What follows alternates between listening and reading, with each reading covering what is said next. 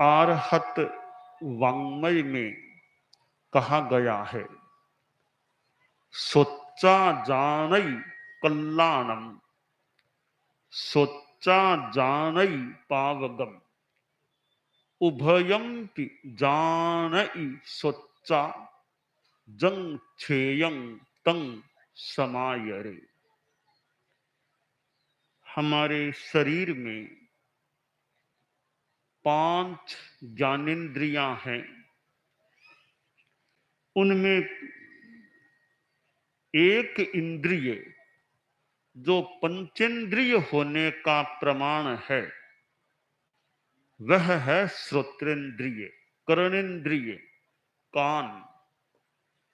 यह ऐसी इंद्रिय है कि इसके बिना कोई जीव पंचेंद्रिय नहीं हो सकता।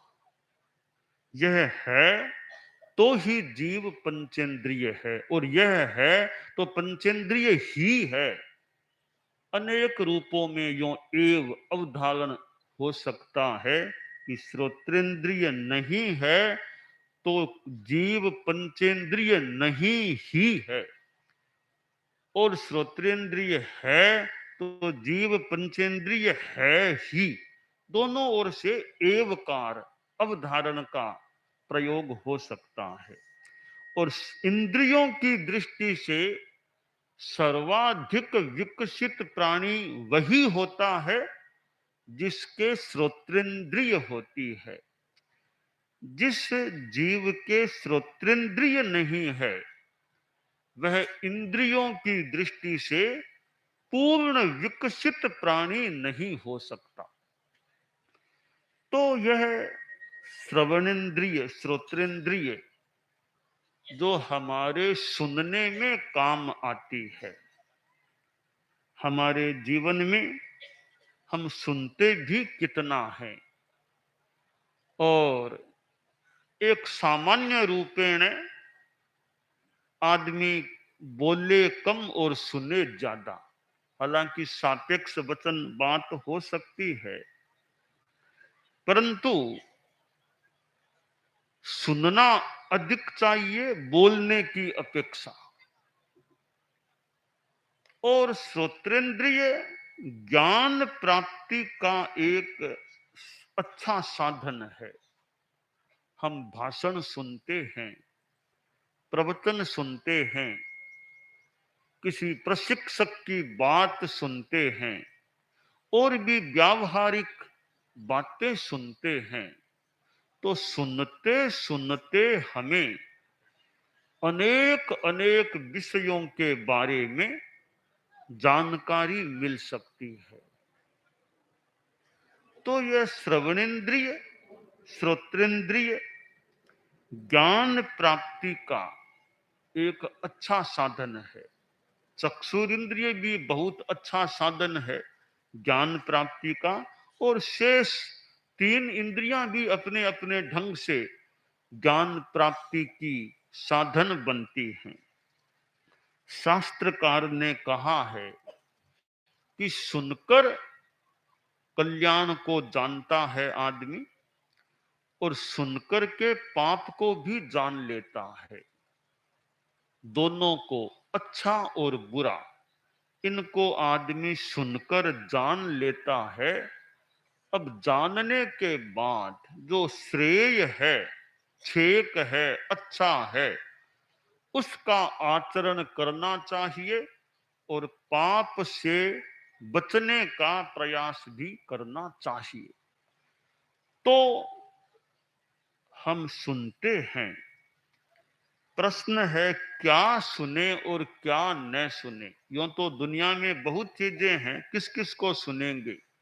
तो जो उपयोगी बात हो, दूसरों की फालतू कोई निंदा आलोचना हो रही है, यथार्थ भी कितना है कितना नहीं है, हमें उसको सुनने की अपेक्षा भी नहीं लग रही है, तो फालतू बातों को सुनने में हम श्रोत्रेंद्रिय को नियोजित क्यों करें। तो गांधी जी के 3 बंदर की बात भी, बुरा सुनो मत, बुरा देखो मत, बुरा बोलो मत। साथ में जोड़ दूं बुरा सोचो मत। तो सुनने में प्रशस्त बात है, उसको सुनने में हम समय लगाएं। जो उपयोगी है, प्रशस्त है, अपेक्षित है।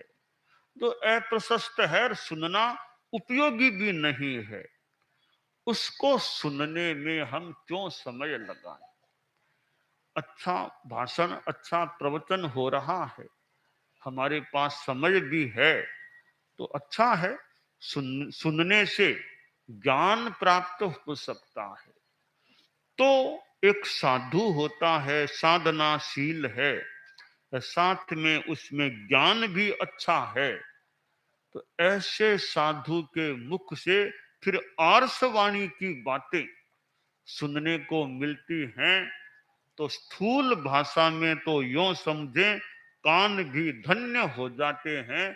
पवित्र वाणी कर्ण की अतिथि बनती है, कानों में पड़ती है। आदमी सुनता है। आगम में कहा गया कि श्रवण माहन, यानी साधु की पर्युपासना करने से क्या मिलता है कि पहला लाभ यह मिल सकेगा, श्रवणे, कुछ सुनने को मिल जाए।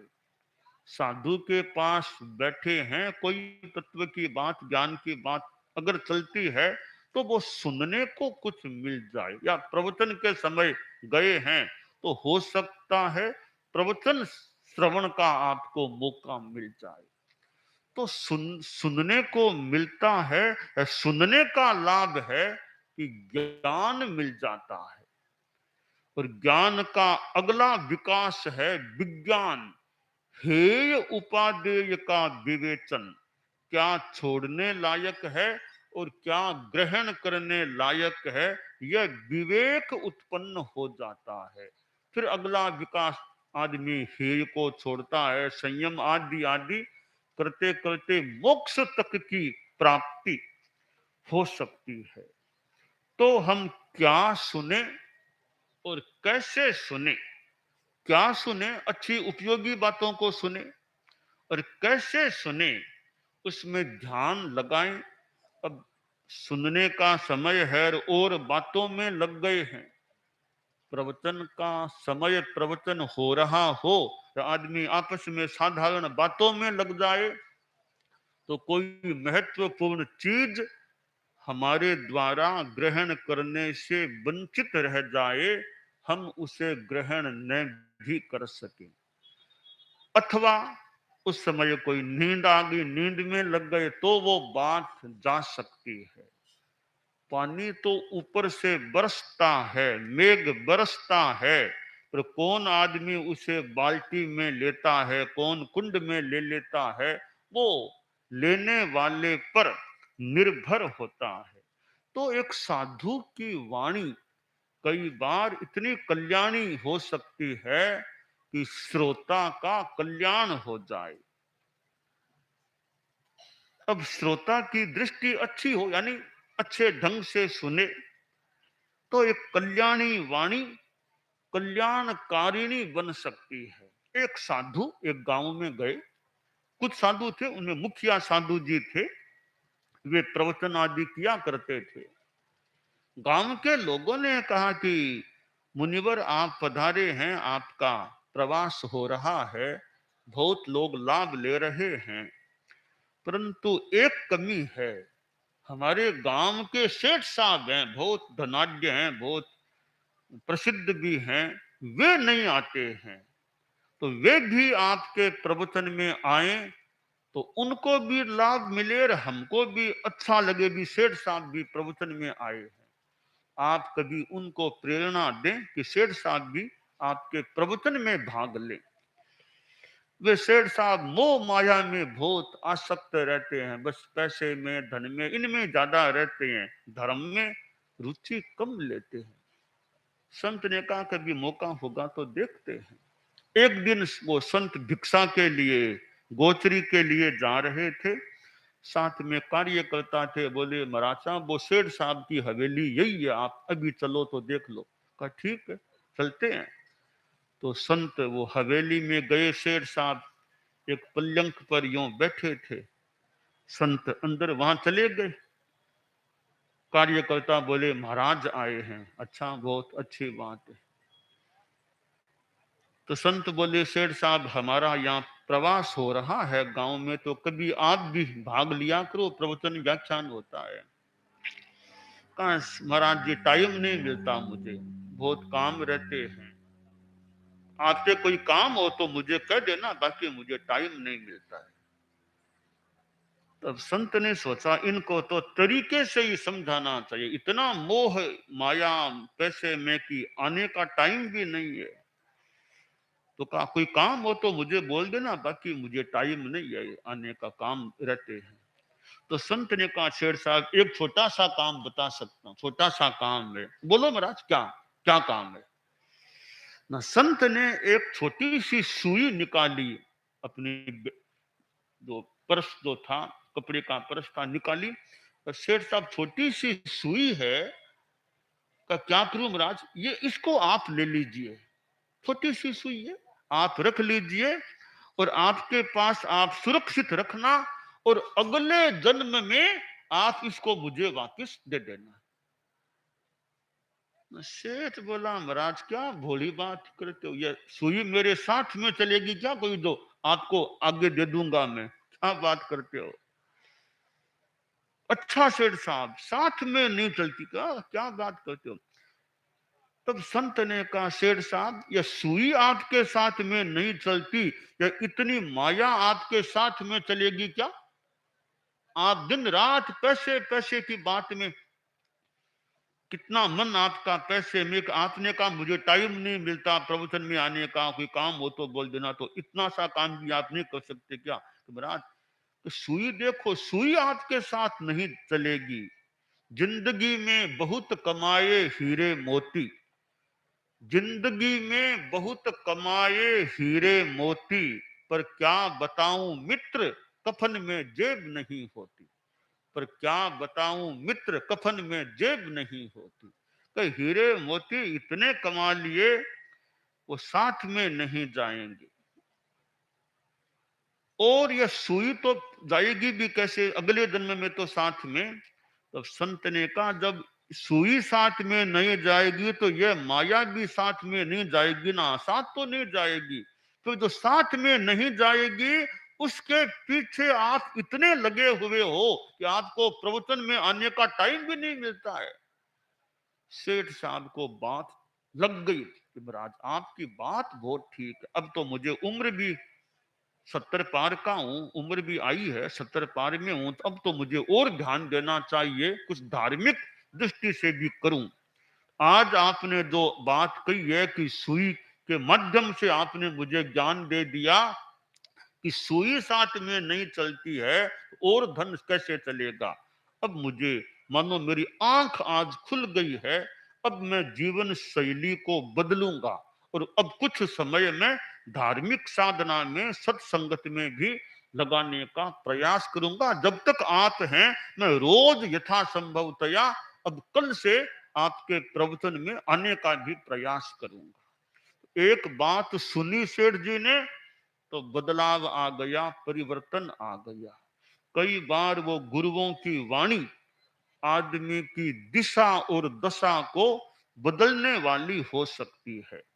परम पूज्य आचार्य भिक्षु किस प्रकार वो लोगों को दृष्टांतों के द्वारा अपने तरीके से ज्ञान देने का प्रयास करते रहे होंगे।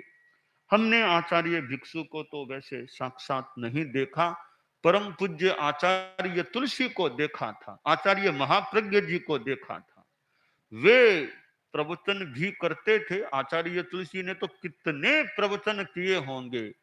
हमारे धर्म संघ में वे पहले आचार्य थे जो कोलकाता पधारे थे, सबसे पहले वो पधारे थे, दक्षिण भारत में पधारे थे, कहां कहां पधारे थे। और परम पूज्य आचार्य महाप्रज्ञ जी, वो वैसे तो अवस्था थी फिर भी कहां कहां उन्होंने अहिंसा यात्रा कर ली थी, और कितना प्रवचन उनका आचार्य काल में हुआ था। तो ये गुरुओं की वाणी वो कई बार दिशा निर्देश देने वाली, संदेश देने वाली और व्यक्तिगत जीवन की समस्या के समाधान का मार्ग बताने वाली सिद्ध हो सकती है। तो हम श्रवण करें, सुने, बड़े ध्यान से अच्छी बातों को सुनने का प्रयास करें। तो हमारा अहमदाबाद में यह 21 दिवसीय प्रवास जो निर्धारित था, अहमदाबाद प्रेक्षा विश्व भारती, मोटा मोटी एक ही चीज है, और आज 21वां दिन आ गया है। यानी एक तरह से प्रवास का मानो अंतिम दिन, जो निर्धारित प्रवास था उसका अंतिम दिन आ गया। और 29 तारीख भी आ गई। 29 तारीख तो कल्याण परिषद के नाम मतलब मीटिंग का दिन होता है, और जहाँ तेरापन समाज के कितने कितने जो संस्थाओं के शिखर व्यक्ति, मान लो अध्यक्ष, मंत्री, ऐसे जो मुख्य व्यक्ति हैं, वे यथासंभव या जो आया करते हैं आने वाले, और उस गोष्ठी में भाग लेते हैं। तो समाज की क्रीम, मुख्य मुख्य व्यक्ति जो इस 29 तारीख की गोष्ठी में भी आते हैं, और समाज के बारे में और कुछ चिंतन मंथन भी यथासंभवतया चलता रहता है। तो अहमदाबाद प्रेक्षा विश्व भारती का ये त्रिसाप्ताहिक प्रवास रहा, और अच्छा एक लोगों ने लाभ उठाने का भी प्रयास किया। और शाही बाग में तो जैसे 11 दिनों का एक लगातार प्रवास हो गया, बाकी उपनगरों और आदि में प्रेक्षा विश्व भारती में भी प्रवास हो गया। तो परम पूज्य आचार्य महाप्रज्ञ जी अहमदाबाद पधारे थे। उसके बाद में करीब 21 वर्षों बाद अहमदाबाद आना हुआ। आगे सूरत की ओर अब मुख करना है, सूरत की ओर भी आगे बढ़ना है, आगे मुंबई का भी यथासंभवतया पहुंचना निर्धारित है। तो ये गुजरात की धरती, फिर आगे महाराष्ट्र की धरती है। और सूरत में भी परम पूज्य आचार्य महाप्रज्ञ जी पधारे, चतुर्मास किया। गुजरात में लगातार 2 चतुर्मास गुरुदेव महाप्रज्ञ जी ने किए थे। सन 2002 का प्रेक्षा विश्व भारती अहमदाबाद मान ले, और 3 का सूरत में किया था। तो गुरुदेव महाप्रज्ञ जी की यह मानो भूमि है, उनकी विचरण की, प्रवास चतुर्मास की यह भूमि है प्रेक्षा विश्व भारती सूरत। उसी एरिया में 21 वर्षों के लगभग के बाद, 20-21 वर्षों के बाद पुनः मेरा और हमारे साधु साधियों का, हमारा उस समय के कई तो साथ रहे ही नहीं होंगे, उस समय जो थे गुरुदेव के साथ में, उनमें कुछ कुछ अब हैं, कुछ कुछ तो अब संभवतः रहे ही नहीं है।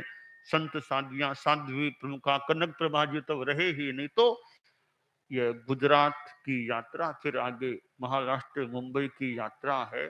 तो जितना कुछ आध्यात्मिक धार्मिक प्रसार प्रचार का कार्य हो सके, जितनी सेवा हो सके, सेवा तो सभी को जिससे जो अच्छी धार्मिक आध्यात्मिक सेवा हो सके, सेवा करने का प्रयास करना चाहिए। तो अहमदाबाद प्रेक्षा विश्व भारती का भी एक अच्छा प्रवास संपन्न होने को मानो जा रहा है। आगे सूरत की ओर अभिमुखता है। सूरत में भी अक्षय तृतीया आदि अनेक कार्यक्रम हैं। तो सब अच्छे कार्यक्रम चले, और जितना मौका मिले सुनने का प्रयास करें, क्योंकि सुनते सुनते कई बार गृहस्थों को भी सुने, कई बार उनसे भी अच्छी बात मिल सकती है। आदमी को धैर्य से सुनना चाहिए। कोई बात करे तो आदमी कई बार बीच में ही इतना उग्र हो जाता है कि सामने वाले की बात पूरी हुई नहीं, और पहले ही जोर जोर से बात को काटने का प्रयास। आदमी को धैर्य रखना चाहिए। सुनो, शांति से सुनो, धैर्य रखो, धीरज रखो। झटपट आदमी को गुस्से में आना नहीं चाहिए। थोड़ी बात मन के प्रतिकूल सुनी, गुस्सा हमें मान लो आ जाए, तो गुस्सा आना तो एक तरह की कमजोरी है।